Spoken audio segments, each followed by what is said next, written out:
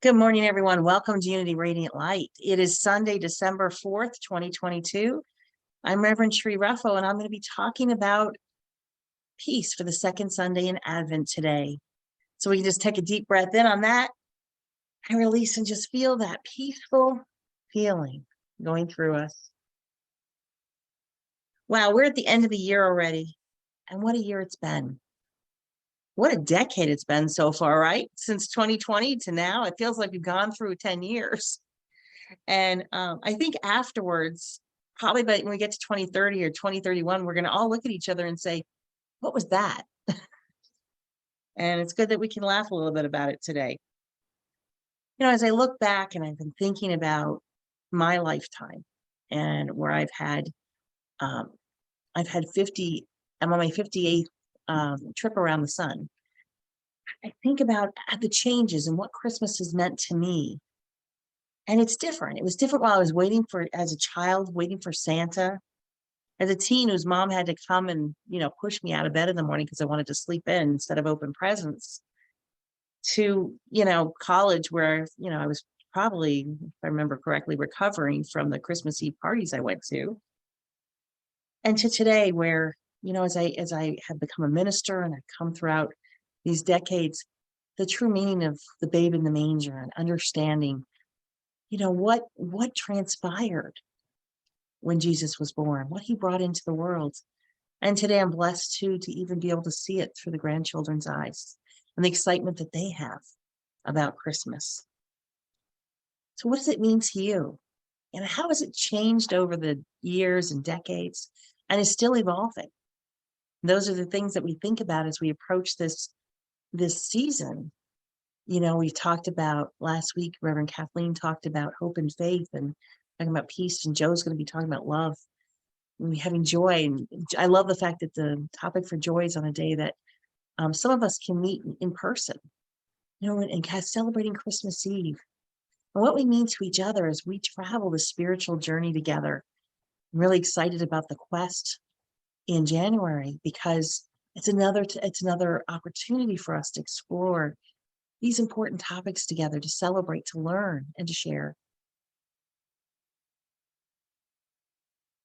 So Christmas has had different meanings, and depending on the kind of year we had, it's had different meanings. I know my stepson and his family gave us a ornament for 2020, and it said 2020, the year we stayed home. And we did. We were all, a lot of us did not spend Christmas with people that we loved and go out and do the usual things that year. So now that we've entered Advent, and 2022 is really a year that we're back out. Even if we weren't last year, we are now, and celebrating with people again. So as we take time to prepare, I'm watching as I'm talking to you this morning. My husband was just putting up the Christmas tree in the other room, and the lights were on, and my favorite deer outside. I think about, okay, these are all the outer preparations. But what can we do to prepare, really our inner preparation for the season? Have we done that yet? And even if we have, it's something that we can continue doing. As we have this time of expectation, anticipation for the holiday, we also have this opportunity, and we're reminded to with the second week in Advent, to prepare for the inner peace, the inner preparation. And if we need to shift our perspective to become more peaceful. So we can allow, as we celebrate the second Sunday in Advent, we can look to the outside and turn on the TV and the news and everything else, but we can also turn within and say, hey, what's going on here? How's my perspective? How am I feeling? Because that's a big indicator of peace in what we're doing. And we know that no matter what happens in the outer world, we can change it because we change ourselves by our perspective. So the one thing that I notice about peace is it's not just this inner desire within ourselves. It's really a universal yearning that everybody has. What is it that you want? You want peace of mind? Peace in your family? Peace in our politics? World peace? I mean, that all sounds great to me. And I'd say yes, yes, yes to all of it. To have universal peace, a sense of calm, sometimes in a chaotic world, we can have that inner universal peace. And when we do that, we know that we sit in this oneness, the soup, collective soup, and we also bring peace to that at the same time. What about peace in our world's religions? I think that would be a really good thing. I mean, I've seen more wars than, and read about more wars because of our religious beliefs. Wouldn't it be nice to see peace there, since that's what most of them really represent? I went to see this amazing movie yesterday, called Devotion, and it was based on a true story about a Navy pilot in 1950. It was 5 years after World War II, and the main character was a Black man from Hattiesburg, Mississippi. And we may not think anything about that today, but this was 1950. This man came out of Mississippi, he saw an air show when he was a young child, and all he wanted to be was a pilot. And he decided to be a Navy pilot, and he made it happen. And it wasn't easy. And the cards were stacked against him on every step of his path, but he did it. And 1950 was in the middle of the Cold War. Most of us weren't born yet. And it was also the time of the Korean War. And as I watched the show, at one point they were showing the soldiers shooting at each other, and people hitting their targets and everything else. I really thought about this topic of peace that we're talking about today, and how it impacts our society, how it impacts our nations, and how we've gone to war because we didn't have the same belief systems. We were from different cultures, and it was really sad. I thought about all the atrocities that we committed in the name of Jesus during the Middle Ages, and still today, people do things and they say, well, Jesus would want this. And Jesus was our Prince of Peace. He never said to take up arms and kill each other. He couldn't have. And I was watching this and I was realizing the opportunities that we have ahead of us in 2022 as we look to and yearn for world peace. And we're not seeing it yet. But as we pray and we hold this light, keep holding that dream. Jesus said we were going to be approaching 1,000 years of peace, and thinking about what that would mean. And it's incredible. A peace where not that everybody becomes like each other so we could get along. A peace where we respect each other because of our diversity, and we enjoy each other because of our diversity. I think if we all had the same belief system, we'd probably fight because we'd be bored. It's kind of human nature to do that. So a time when we change internally can come that unlike anything else we've seen. Easy to say, but how do we achieve peace, especially when the crazy things are happening in the world?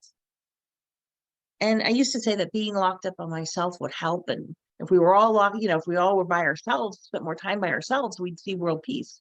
Well, we saw in 2020 with the pandemic, when we were in isolation, that as soon as we came out of that isolation, then we had rioting, and we had a war started on our planet this past year. All these things were happening that didn't bring us the peace that we wanted. Something else has to happen. And that's for us to change our internal perspective. Because underneath, no matter where we come from, there's a wish for peace. I really believe that. So if you believe what I do, right now, we can help accomplish that by achieving that inner peace within ourselves, collectively as a group, and then holding space for that on the planet. And I've been looking around and really this week, really thinking about, how to cultivate peace in our lives. And I did have something happen, every time I do a talk, and I know other people here that give talks, find something similar happens, is when the week that I'm giving a topic, invariably something happens to really make me think about that. And I know that as I was kind of meditating into the week and I was feeling peaceful, I had someone call me and say, you know, what's happening on this planet is atrocious and really spinning. And I stopped and I said, look, I'm trying to stay peaceful. And they said, well, you have to agree with what's happened when we have the lockdowns and vaccines, that it's as bad as the Holocaust. Well, I didn't freak out. I didn't go out, I didn't flip out like I normally would have in the past. I did manage to maintain that, but of course I had a few things to say about that. And the fact that you can't compare the Holocaust to us sitting on our sofas watching Netflix, binging on Netflix and other shows. And not that everybody did that, but if that's what happened. And I realized, wow, this is something where I just have to have I have to say what I have to say about it, but then I have to find my peace again. And I had to do that by doing a lot of deep breathing and going into meditation and understanding that that really wasn't so much an opinion as it was just fear speaking about what's happening and their perceptions of what's happening on the planet. So how do we do this? How do we do this when we're being barraged by things or people that have different opinions that are really making us angry or really making us upset? How do we navigate that? That's the question we have for today. And as I've looked around to see how other people are dealing with it, I came up with a couple suggestions that I think are excellent suggestions and that we can do. And they're simple. The first one is we can live a simpler life. In John chapter 14, verse 27, Jesus said, "A peace I leave with you, my peace I give unto you. Not as the world giveth, give I unto you. Let not your heart be troubled, neither let it be afraid." And what he's saying there is when we see it, is if our heart's troubled, if we're afraid, that's when we lose our peace. So we have to just really understand that, and to do that, we have to make some changes in our own lives. And living a simpler life is a great place to start. And I know people here that have done that. They've changed their careers, they've changed everything to have a simpler life. They were tired of the rat race, they were tired of the things that were happening in their lives, and they are happy and peaceful. And that is priceless. Sounds easy to do, right? Not always. In Matthew chapter 5, verse 9, he says, "Blessed are the peacemakers, for they shall be called the children of God." And it's not that everybody else is not a child of God, but they are accepting and they're open to having this peace in their lives. They're receiving the gifts. They're open to being the best Christ. And we know that the best Christ is our highest qualities they can be. So they are open to that. So blessed are the peacemakers. We're going to be talking a lot more about that during Lent. So live a simpler life. The subtraction of letting go of the things that we need to let go. Well, how do we do that? Well, living a simple life, it's how to be happy every day. And when we think about it, it's, a lot of times when we're talking about prosperity, we're talking about things, but it's not those things that we want. It's the feelings that come with it. It's living that life of peace. It's living that life where we feel fulfilled. And if our life is really complicated, oftentimes it's about removing those things that make it complicated. So it's about not keeping the things in our lives that are making us angry, scaring us. It's not about closing our eyes to what's happening around us, because we have to be very aware.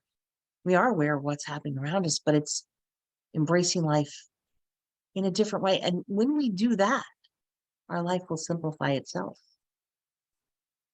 Has anyone ever been to Florence and seen Michelangelo? I have, and it's incredible. I mean, it's a 7-foot tall statue, and it's up in the room. And I went into Michelangelo's workshop there and was able to see how he developed and how he made Michelangelo.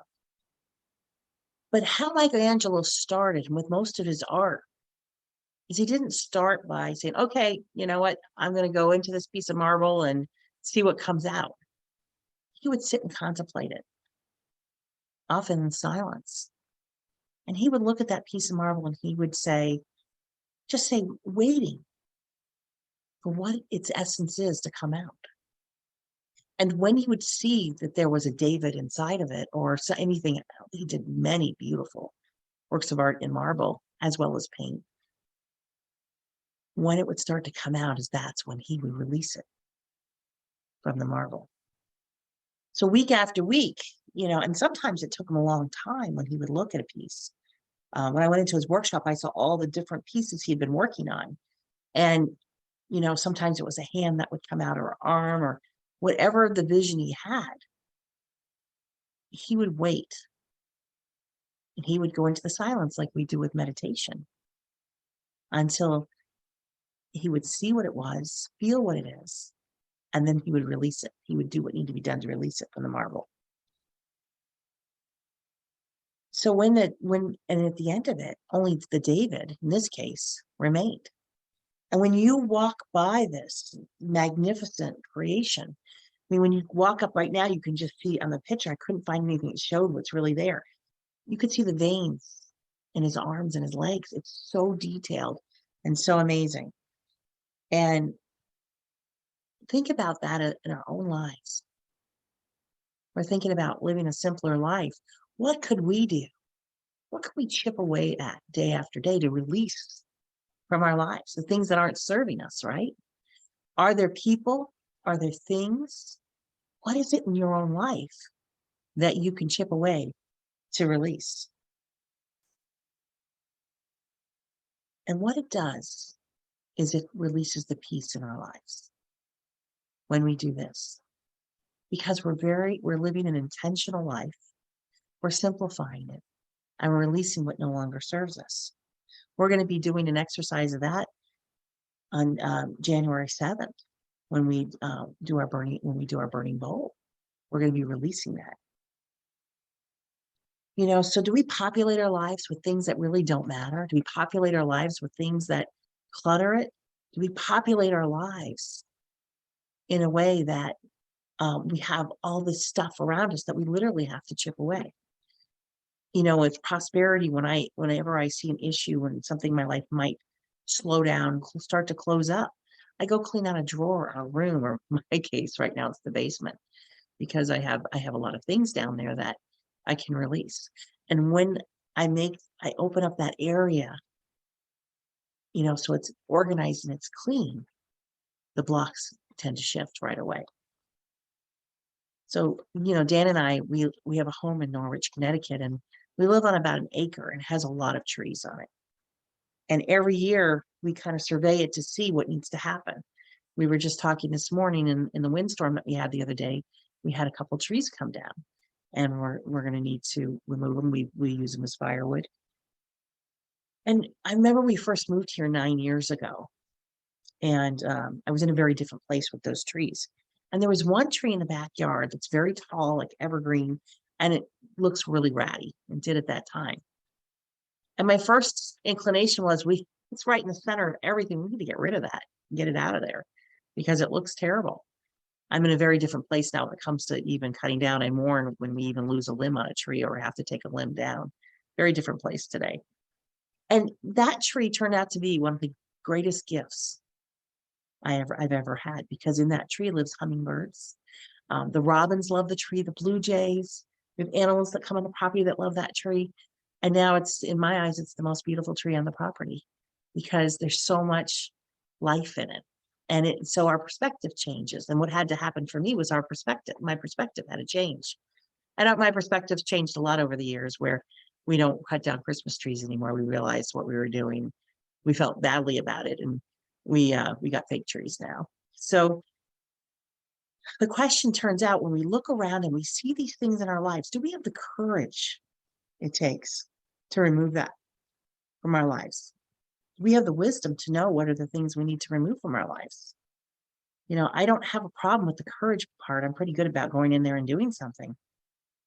But I have to have the wisdom to not make a hasty decision in some cases, and to make a decision to clear that clutter from my life, so that my life, I don't have any blockages. And that's what I'm talking about here today. So, and I do needle points or crafts, and I have a book that's due at the publisher on December 15th. and I'm spending a lot of time in the editing process right now. And sometimes I wonder, and as I was writing this, I'm like, am I releasing the David from this chapter, or am I releasing Medusa? Because I don't quite like, where some of the chapters go. Sometimes my imagination, I have to stop and I have to go back and I have to redo. But what I realize now is that I have to find that peace when I'm also writing and I'm in imagination, releasing that gift of imagination that we all have. And they invariably there, I'll find what Michelangelo found in the David, as I'll find that gem. So our lives are changing. Our world is changing very rapidly. And we can use this peace, living a simpler life, to help us adjust to it. Highly recommended. We can also cultivate, the second thing we can do is to cultivate peace through a trained mind. Part of this training is for us to, training for us to recognize when we're off center. Sometimes I'm way into being off center and I've gone down a path that I may not want to before I realize what's going on. So part of this is, for me, is having the discipline to be able to focus. And it's when I start to lose this focus that I pull back often from my meditation practices, or spending time in nature and all the things that I really need to do to find this peace again. So the most powerful way is for us to train our mind is for the practice of meditation, for the practice of prayer. These are the things that we teach in classes here, we talk about on Sundays, but we need to live it. That fifth unity principle talks about us. It's not enough to know, we have to practice it. We have to live it. And we can't do it haphazardly. So when we're deciding that we're going to make a practice of this, we need to set up a strong practice, but we also have to recognize we're having a human experience, and things can pop up that may shift us from practicing this piece, from our practices, and we have to be flexible enough to recognize that, or it's going to throw us off completely. It's kind of like starting a diet. We say, okay, I'm going to start a diet this week, and then we mess up for one day. We'll say, all right, I'll start tomorrow. Oh, you know what? It's been 2 days down. I'm going to start that diet next week, or maybe next year. Let's just try that because it's a whole new year, right? That's not what we're talking about here. We're talking about a practice where we can have our human experience, set it up, but also have flexibility in it, but remembering that we must practice. It's something, by setting up a practice, what it does is it gives us something to focus on. So if we're in the middle of chaos, we can say, I'm going to take a moment now and just breathe. I'm going to, stop myself. And invariably, when we do that, we feel better right away. I heard, I've stories about how, the elephants are pretty sacred in India, and how they move them to the different temples that they have because they're used in ceremonies. And if you put an elephant, take an elephant down the street, and there's, there's food, there are food carts there and all these different things, and they see a banana, they're going to take that banana or whatever, an apple or whatever they see, or a coconut, they're going to grab that and kind of move down the street in a way that's not going to be conducive to getting them to where they need to go. But the trainers have learned that if you give that elephant a stick and they put it in their trunk and you walk down that street, they never look either way. They don't notice the bananas. They don't notice any of those things. And they go to where they're supposed to go. Think about a meditation practice or prayer practice like that. That's our stick. It gives us something to focus on so that we don't see all the things that are happening around us. So what's your stick? What works for you? And practice that. The third thing for today that I want to leave with you is practicing being at peace in the moment. When we can find that peace in that moment, because all we really have is the now moment, right? When we can find that, then we can stop and we can breathe. We can be in the now.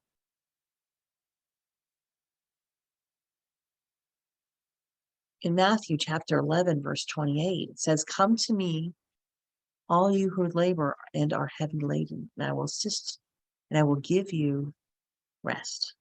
What does that mean? That means stopping in that moment, being in the now, letting those burdens rest and allowing the solutions to come.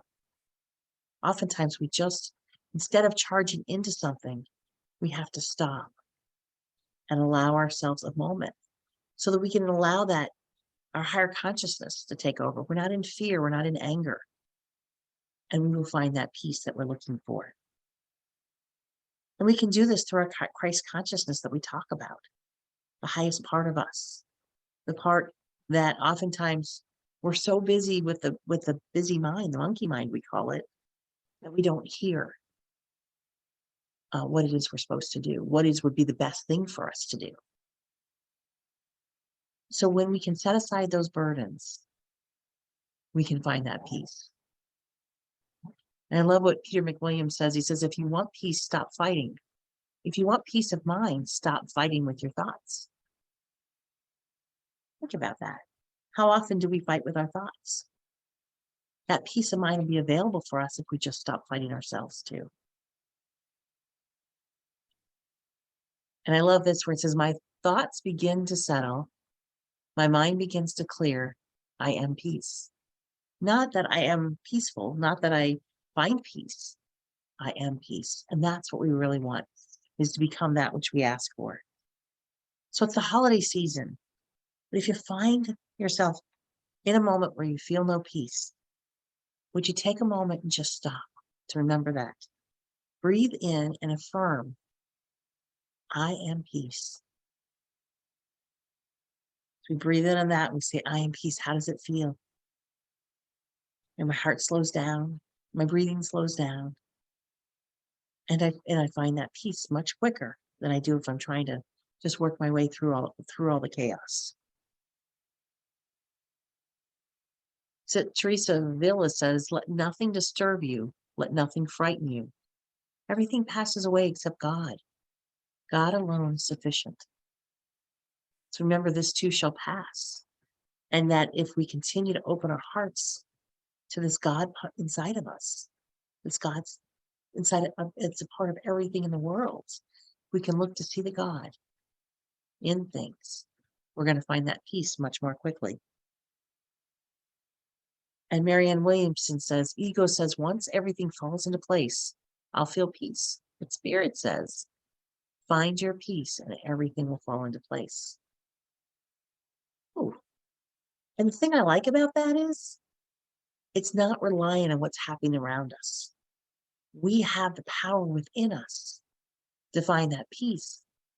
And we have the power to see that peace and impact the whole world in a peaceful way. And it's the holiday season and busy. But just remember, I am at peace. I am peace. So I want to encourage you to sit with these questions. Who or what are you allowing to calm the peace, the calm, to give you that peace of your soul? Think about what that means. Is it from within? Where in your life do you need some pruning? Like I wanted to prune my trees. Where do you need that pruning? What do you need to release from your life to help you find that peace? Where's your David? You know, David was to Michelangelo. Where's that peace for you, that perfect peace? And if there's a lot around it, if it's sitting in blocks of marble, you know, or a place that's hard to get to, be willing to pull those pieces out to release them. Because we'll cultivate that peace by living a simpler life. We're going to cultivate that peace by pulling the things, releasing the things, pruning our minds. We're going to cultivate that peace by living in the present moment. So have a wonderful week, and thank you for being here, and enjoy this lesson on peace. Enjoy pruning your mind and living a peaceful holiday season and beyond. Namaskar.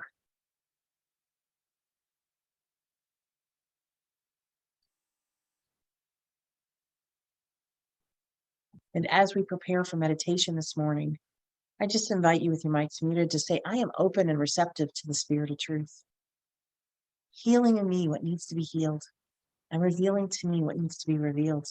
And with this meditation affirmation, we can open our minds and our hearts to really pulling that piece out, knowing that if we need to heal something, we can heal it and we can reveal and it can be revealed to us what needs to be done.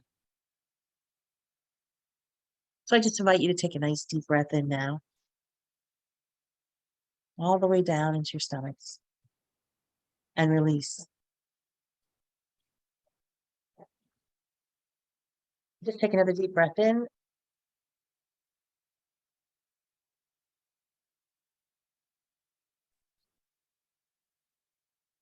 As we take our next deep breath in, we can release.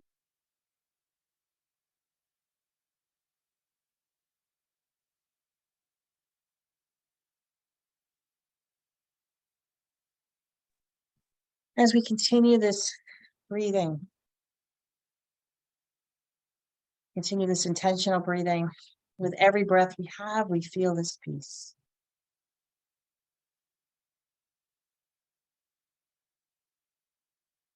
And when we breathe that in, if we feel any uneasiness, you just want to take a moment and allow yourself just to look, not feel, but look at what might be impacting you. Where are you not feeling peaceful? And we're not here to judge it. We're not here to live through it. We're just going to release it.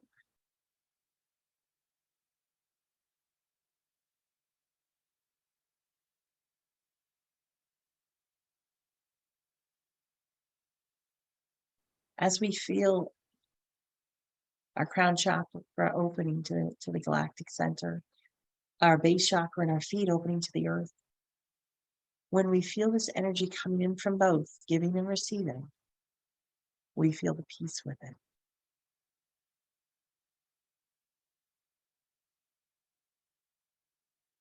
I am peace. We can be peace. This is not something we're looking for on the outside. This is an inner process. I am peace.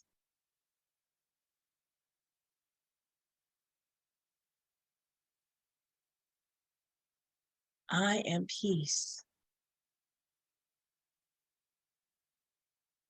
As we feel this peace settle into us, we feel it in every cell of our bodies, every body that we have, the astral body, the mental body, the psychic body, the emotional body, our spiritual body.